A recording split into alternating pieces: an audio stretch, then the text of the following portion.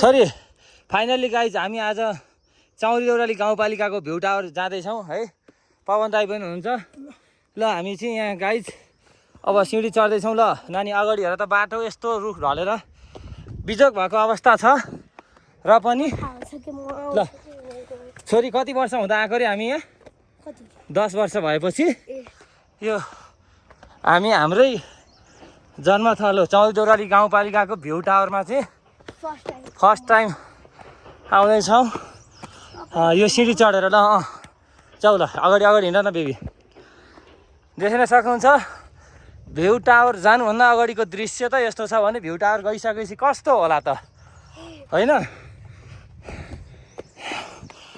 नानी हिँडिरहेको छ नि त। हाम्रो दाजु भन्दै हुनुहुन्छ अझ निकै छ यार होइन? यस्तो हामी पहाड चढ्दैछौँ है।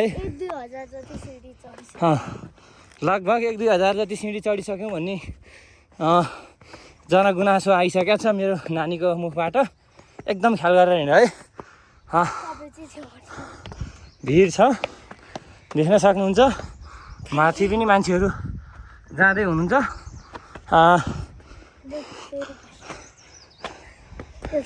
हाम्रो दाजु के भयो गाह्रो भयो? ओ अलि यताबाट अलि माथिबाट हिँड्नु र आऊ।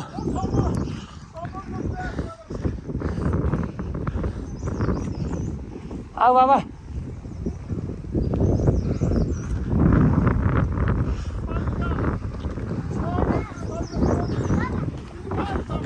ल फोटो पनि खिचेको छु।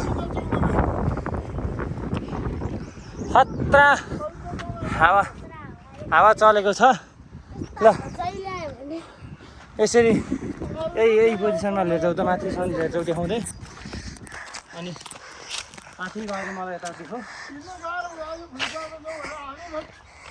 आइसक्यो भ्यू टावर आइसक्यो गाइस।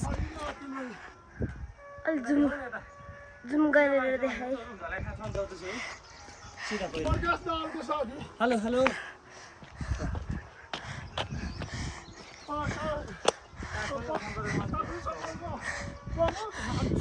अगाडि चाहिँ रुख ढले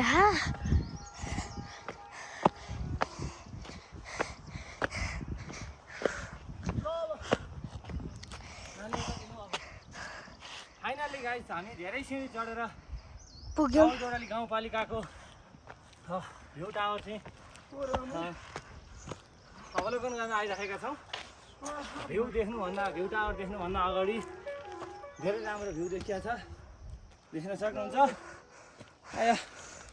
एकदम तपाईँहरू एक्सर्साइज गर्न चाहनुहुन्छ नि यो उकालोको सिँढी चढ्न सक्नुहुन्छ है।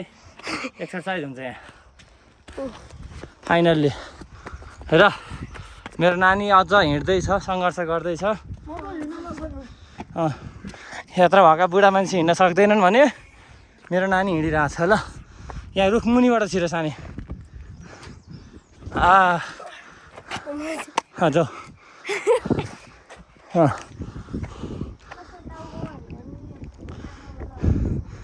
यहाँ चाहिँ एकदम बाटो हिँड्दाखेरि फोहोर हुन्छ भनेर फोहोर मलाई भनेर यो फोहोरको डस्टबिन पनि बनाएको छ।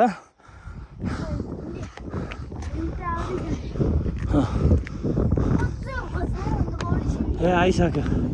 अब आइसक्यो हामी एकदम भ्यू टावर नजिक आइसकेका छौँ।